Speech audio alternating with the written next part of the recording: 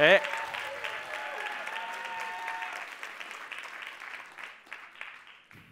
I'm a law student by day, stand-up comic by night. And today I've shared the stage with many experts. And I myself am an expert. I'm a bomb expert. Because I've bombed a lot. My credentials, last year I performed 367 consecutive days of stand-up, often performing 3 to 5 times a night. And I bombed everywhere and anywhere at all times. Okay, but you know, that's what we stand-up comedians do. We have to bomb to find out what's funny. We have to bomb to grow. We have to bomb to become who we want to be. And like, I know some of you are still thinking, why on earth would you perform for 367 consecutive days? Well, guys, I was trying to get on Conan.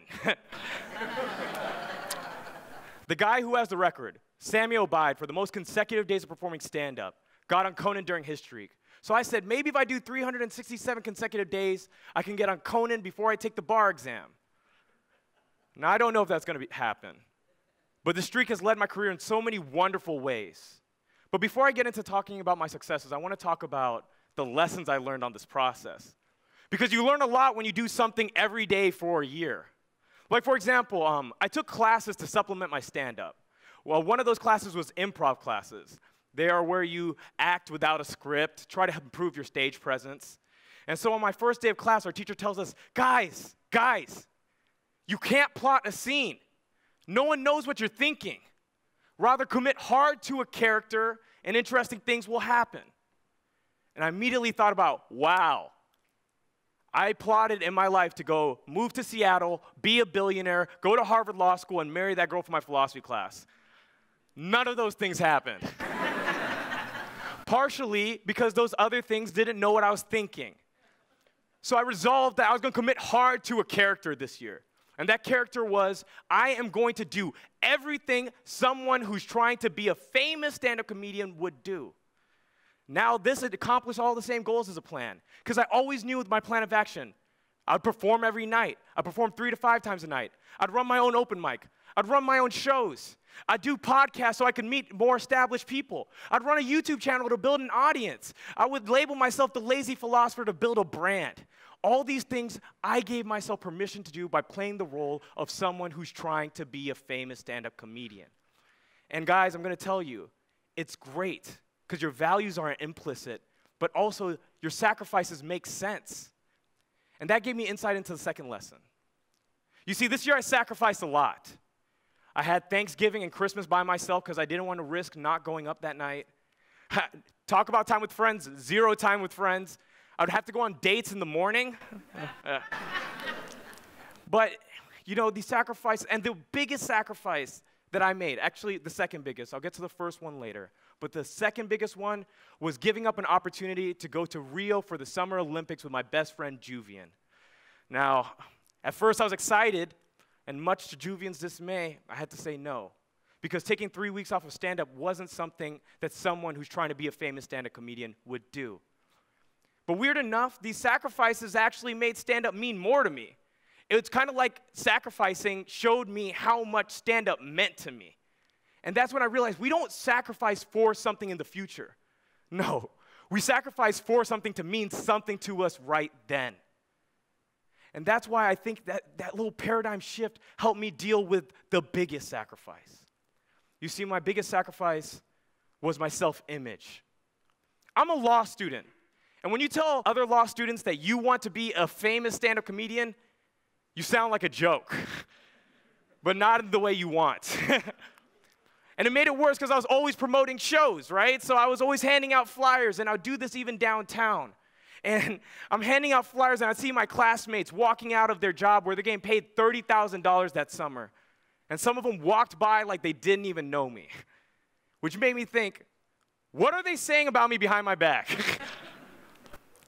And, you know, I found a way of dealing with that. I just assumed they said the worst things about me. Yeah, I'm pretty sure Will's going to end up homeless. Comedy thing probably not going to work out. And what this did was I realized our fear isn't that people are talking, it's fear that they might be talking.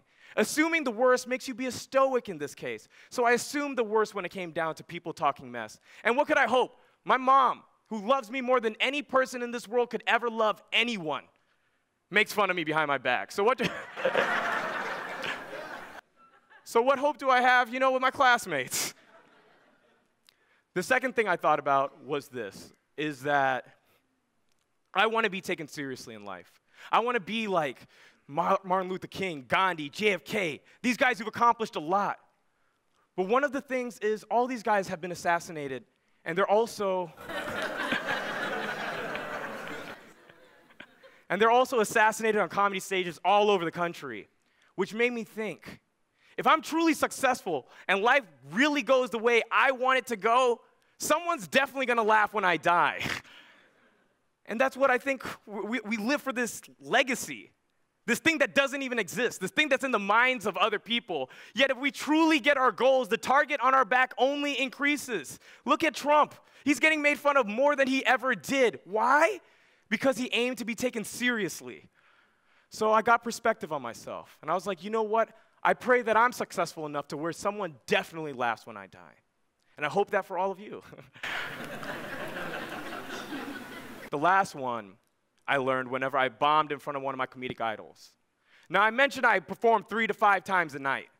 I did that after the model set by Hannibal Buress, one of the most famous comedians in the country. He would perform 3 to 5 times a night, so I said I would. Well, one day, when I was performing my 4th or 5th time in a night, I walked into a venue, right? And I get up, and I bombed so bad, my soul left my body. I get the light to get off stage, I run off stage, and my friend Tristan taps me on the shoulder, and he says, hey man, I just want to let you know, Hannibal came in, watched your set only, then walked out. I had just bombed in front of my idol, and it hurt. I did the first thing any self-respecting man could do in that situation. I ran home and called my mom. It didn't help. It didn't help until I started writing jokes about it. And I started getting laughs for what had happened. And that's when I realized the nirvana of stand-up. Nirvana is a Buddhist concept where you break free of the cycle of suffering by accepting that suffering is an inextricable part of our reality. Well, stand-up comics like, yeah, this all sucks. Let me make some jokes about it. And in that, we transmute suffering into laughter, suffering into pleasure. And the thing is, you can do that with yourself. All you have to do is get some distance, not take yourself so seriously. And this buys you permission to march into situations that involve a lot of shame. I said that I bombed a lot this year, and I had many embarrassing moments, but we all have those potentials where we could bomb, whether it's a cute girl on the subway, whether it's asking for an interview, whether it's just going out there and trying something new. We need to embrace bombing. Now, if it hadn't embraced bombing this year, I wouldn't have been able to have my show where people were walking like I didn't exist is now at the Laugh Factory. Or how about this? The person I started doing my streak with, Brendan Lemon, we both got picked to do the Edinburgh Fringe Festival in Scotland. We're going to be performing with the world's best comedians for a month. How about this? At the lowest point of my streak, when I was bombing so much, I didn't know if I could be funny. I wrote a blog post, and it was picked up by Time magazine. And now I've been mentioned in Time. All of this because I embraced bombing.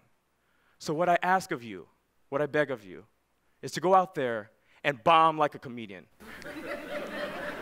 Because it's the only way we all can grow. Thank you. Thank you.